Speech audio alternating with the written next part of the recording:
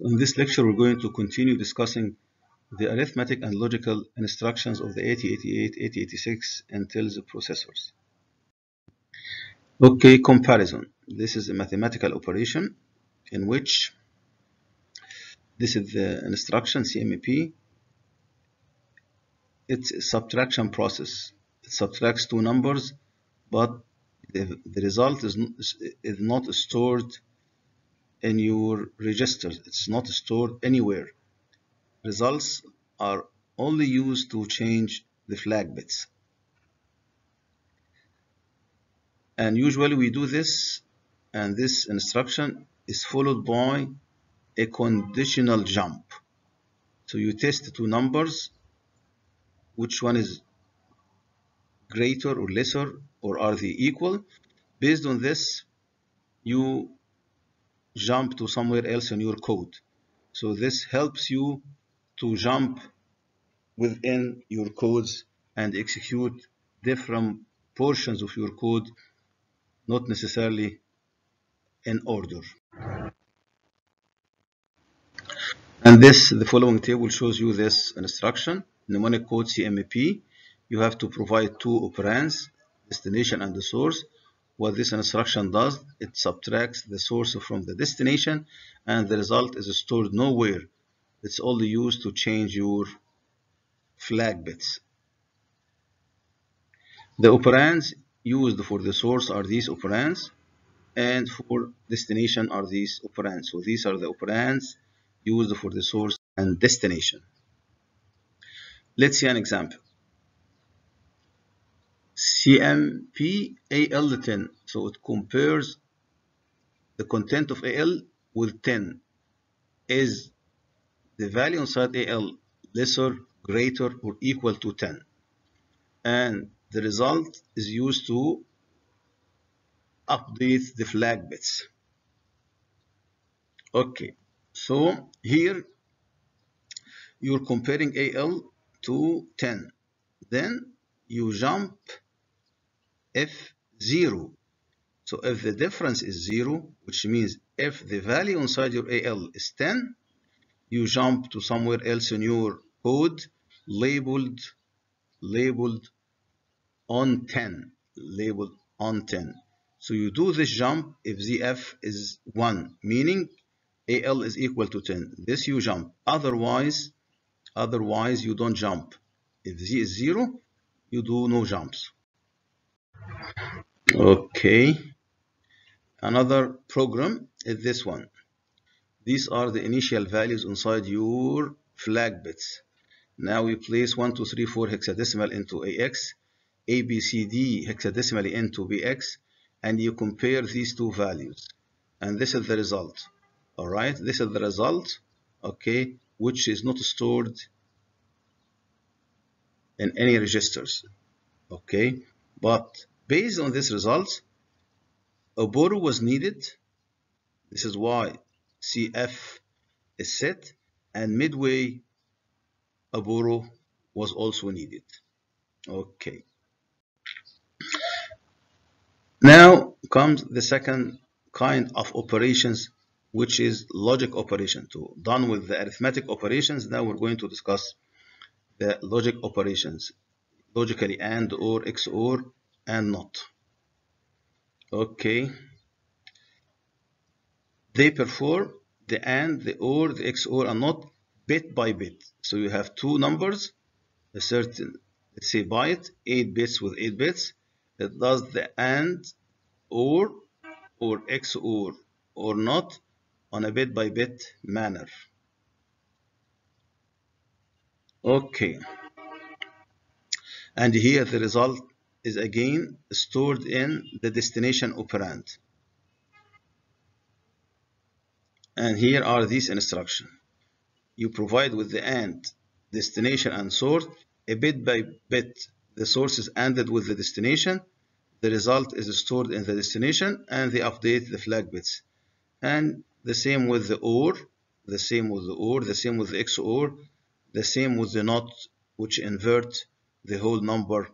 And D, you have to provide only a single operand, which is the destination. it makes the inversion and then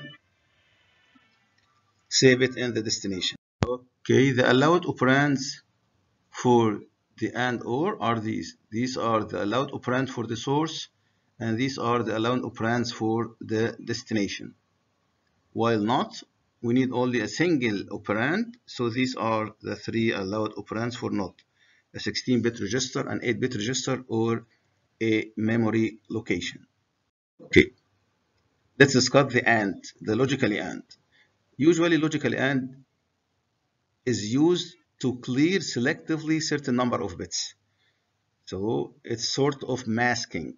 Masking, when you need to clear selectively certain number of bits, use AND operation, logical AND operation. And the main idea behind this masking is any bit 0 or 1 ANDed with 0 is cleared. So whatever bit you need to clear, AND it with a 0. And if you need to pass a bit, AND it with 1. For example, if this is a number, 16-bit number inside your AX, and this is 16-bit number inside your BX, and you do this, you AND AX with BX. So you AND this with BX. Okay, as here, whatever you ANDed with 1, it is passed. When you AND it with a 0, you clear them. So the result should be 004. 0004. Okay, so the leftmost 12 bits have been cleared and the rightmost 4 bits have been passed, and this of course is stored in your destination. Again, the leftmost 12 bits are cleared, the rightmost 4 bits are passed, and here explanation for what's going on using the logically AND. These are 8 bits ANDed with the mask. The mask, whatever bits ANDed with zeros are cleared, whatever bits ANDed with ones are passed. Or, what OR does is this: it selectively set number of bits. So OR is used whenever you need to selectively make these bits ones. And the idea behind this is this: a bit, whether it's 0 or a 1, ORed with 1 is set, and a bit, whether it's 0 or 1, ORed with 0 is passed. For example, again, we are ORing this number in AX, the number inside your BX. Okay, whatever numbers that you need to set, you ANDed with F. So we are going to set the leftmost 12 bits. So the result is F, F, F. 0 is ORed with 4, you pass the 4. And here is your result, which again is stored in your destination. Good. And this explains what's going on. Whatever you need to set, these 4 bits, I need to set them. ORed with 1s, they are all set. These bits are needed to pass to the result, ORed them with zeros. So you're masking. You need to hide some bits or make some bits ones. You do these logical operations. XOR. What XOR does is it selectively inverts certain number of bits. So and when you need to clear, or when you need to set, XOR when you need to invert. Okay, you have a bit and you need to invert selective. Okay, based on this, if you have a bit 0 or 1, you XOR it with 1, it gives you the inversion. If you have a bit 0 or 1, XOR it with a 0, it passes this bit, X. And if this is again A, X and BX, and this is 0, 0, F, F. All right, it passed the 12, the leftmost 8 bits, because they are XORed with zeros, while the rightmost 8 bits, which are XORed with FF, is inverted. When you invert 3, it gives you C. When you invert 4, it gives you B. Okay, so the leftmost 8 bits are passed and the rightmost 8 bits are inverted. Okay, and here the explanation of this. We need to invert selectively these 4 bits. You XOR them with ones, you get the inversion. You need to pass these, you XOR them with zeros, you get the same bits. Okay, the NOT operation. This is used to get the ones complement of some bits. It inverts the bits. 0 becomes a 1 and 1 becomes a 0 whenever we need to invert or get the ones complement of some data. So if AX is this, the result of this, you need only to give a single operand, the register in which you placed your number. The result is again placed in A, X, which is this. So the complement of 1 is E, the complement of 2 is D, the complement of 3 is C, and the complement of 4 is B. So used whenever we need with the complement of the inversion. Okay, let's trace the following program.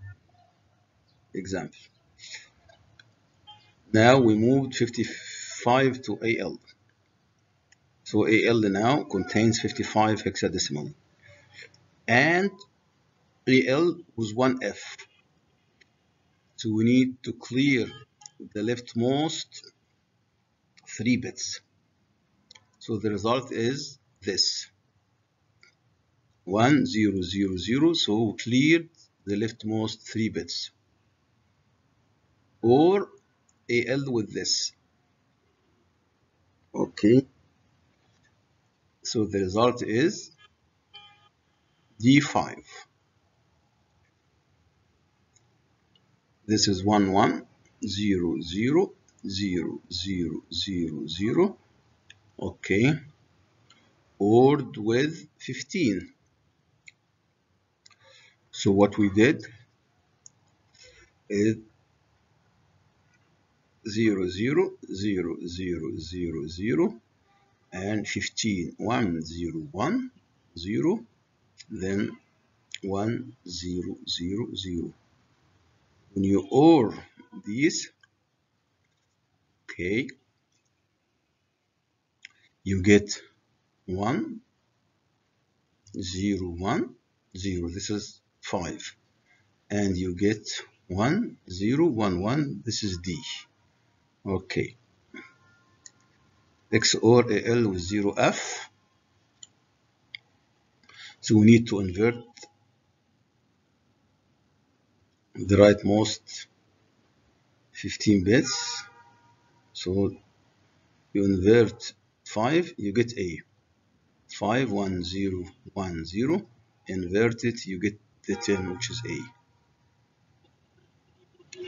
Invert the value inside DA, you will get this. The inversion of D is 2. The inversion again of A is 5. Okay, test. This operation, this instruction looks like the comparison, but it does not compare a number with a number. It compares a single bit, and it updates the flag bits. For example, okay, test AX with 1.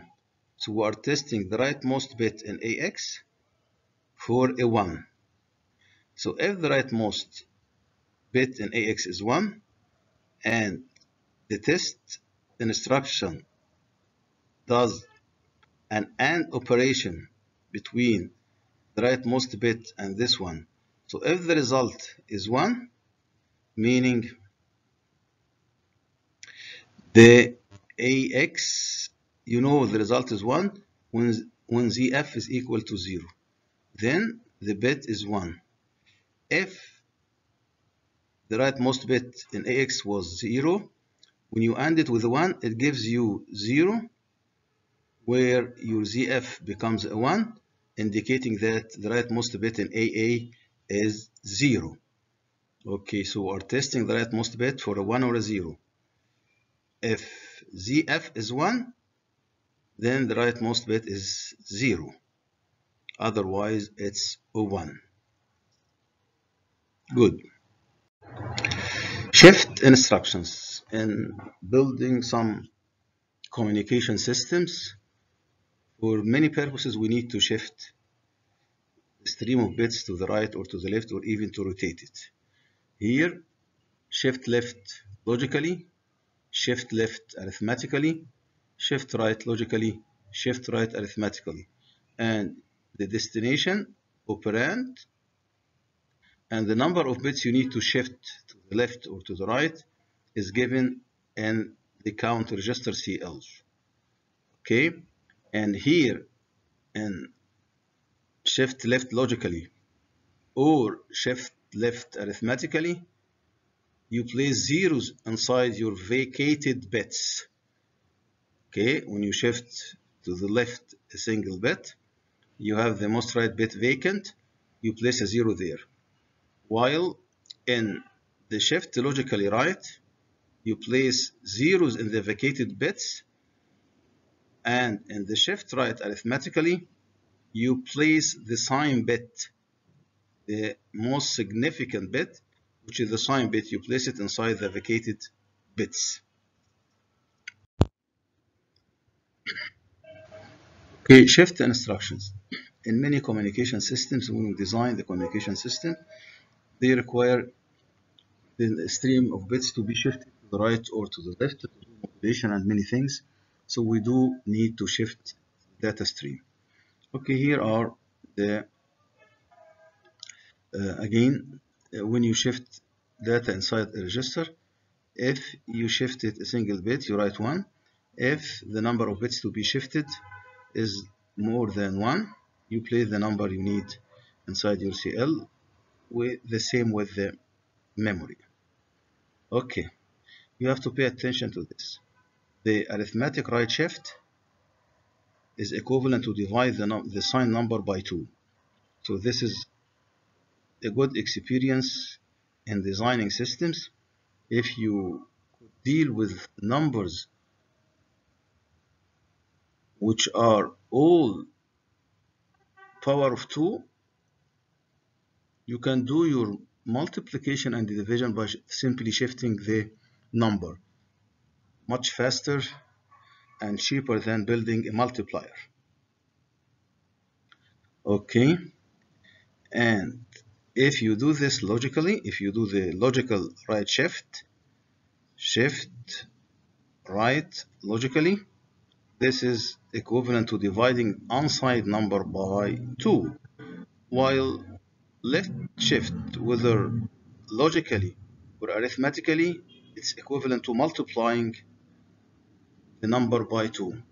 So again, it's better if you could do this in some system, make your number all a power of 2. When you do multiplication or division, you just shift to the right or to the left. All right, here we're going to show you schematically how this shift operation is done. If you shift logically to the left, you shift the bits inside the register. To the left, you place the first bit to be shifted in your carry bit. Then you fill the vacated position by 0. Okay, you do the same if you are shifting arithmetically to the left. If you are shifting to the right, you place the rightmost bit in your carry bit. Then you fill the vacated bits by zeros. While if you are shifting arithmetically to the right, you place the rightmost bit first into your carry bit, then the rightmost bit is used to fill the vacated bit, which is the sign bit, as if you're doing sign extension. So example for the shift instruction. If this value is placed in your AX hexadecimally equivalent to this binary bit stream, and you need to shift logically to the left one bit. So this is to be placed to the left in your carry flag bit, and the vacated bit here is to be replaced with a 0. So you would have 2 zeros, and these are 3 zeros and 1. This has been shifted. You're left with 3 zeros and 1. And the same is the result if you are doing this arithmetically. Again, you place the leftmost bit inside C, and you fill the vacated bit with a 0. Okay, another example. If you place 2 inside 2 hexadecimally inside CL, so you need maybe to perform a shift instruction 2 times. Okay, shift right arithmetically the value inside you AX 2 times. So this would be your result. Shift right, the rightmost bit is 0. It is placed in your CF, and the vacated bit is filled with the leftmost bit, the sign bit, which is 1. Okay, the second shift is again your second shift. So now this one is placed in CF, and the vacated bit is replaced with a 0. Sorry, a 1. So you have 3 ones, and CF is now filled with a 1. Okay, shift logically to the right a certain number of CL. It is the same. You place the rightmost bit inside CF. Vacated bit is replaced with a 0. So this is the rightmost bit in AX placed in CF, and this vacated bit now is placed with a 0. Is replaced with a 0. Sorry, it is replaced with a 0. And the second bit, okay, this one now is placed in CF, and the leftmost bit or the vacated bit is replaced with a 0 or filled with a 0. Okay. Okay. Another instructions needed to manipulate stream of data in the rotation instruction. In rotation instructions, you rotate left, you rotate right, you rotate left with the carry, rotate right with the carry. So you have a stream of bits. You rotate them, you get the rightmost one. Place it in the leftmost position and shift the bits. This is rotation right. If you do the opposite, you take the leftmost bit, place it in the rightmost bit. Okay, this is rotation left. Okay, so you don't lose any bits and throw away any bits. You just replace rightmost bits with the leftmost bits and the vice versa. Again, these are the flags affected by this rotation instruction.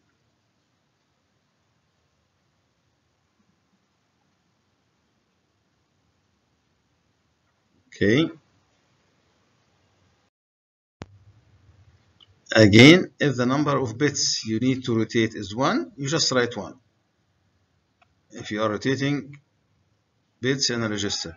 If you need to rotate number of bits greater than 1, you just write the number of bits you need to rotate your stream of data with inside CL, the count register.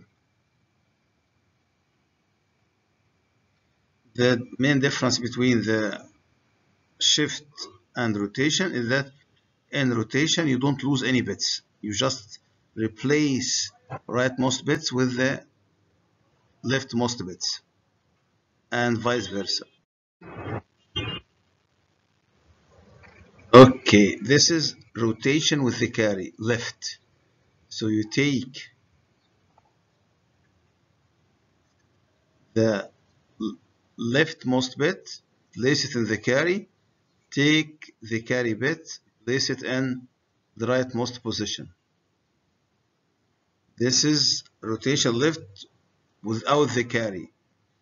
Okay, you take the leftmost bit, place it in the rightmost position. You do the opposite for rotate right. You take the rightmost bit, place it in the carry, take the carry bit, place it in the leftmost bit if you are rotating with the carry, RCR. If you are rotating right without the carry, you take the rightmost bit, place it in the leftmost position. You don't take the carry with you. So this is rotate instructions. Examples. Okay, this is 4 is placed in CL, and these are the 16 bits inside your AX. And you need to rotate left 1 bit. Rotate left 1 bit. So this 0 is placed, shifted to the left, and this becomes 2 zeros and 1, and this 0 shifted to the left is placed in the rightmost positions. So you have 3 zeros here. Okay, CF is not affected. Now you rotate with the carry left 4 times, 4 bits. So we need to rotate the value inside AX to the left 4 times. Okay, so this is the first time. What you do is this. You get this 0, place it in CF, and you bring in the value of CF here.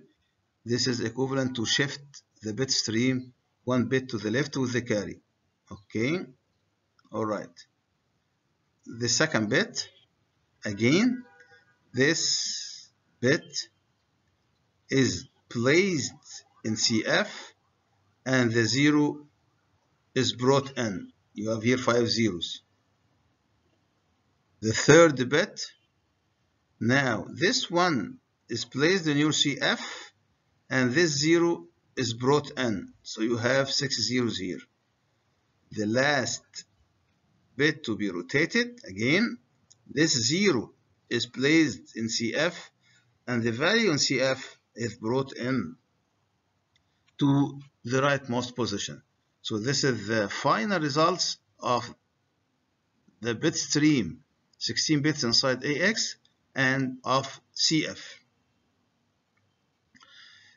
Rotate with the carry right AX 4 times. Again, this is now rotation to the right. This is the first bit.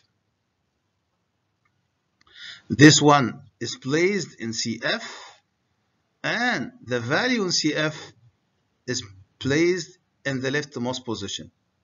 And you can follow this. The second bit, the third bit, and the fourth bit. Here is the final results of rotating AX 4 times with the carry. Final results 16 bits inside AX and 1 bit inside your carry flag bit.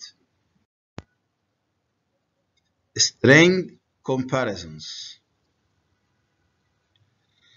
Okay, string, as we previously mentioned, instructions which deal with array or blocks of data. This is useful in dealing with a section of memory and compare for a particular value. This is done in many systems. You have list of users, each has an ID, and if a new user come in, you check whether this ID is within the array or your list. If yes, you allow access to this user, otherwise you prevent it from accessing your data. If no match or no match condition. Allowed if a match condition is met, no match condition you don't allow. Okay, these instructions are as such. You scan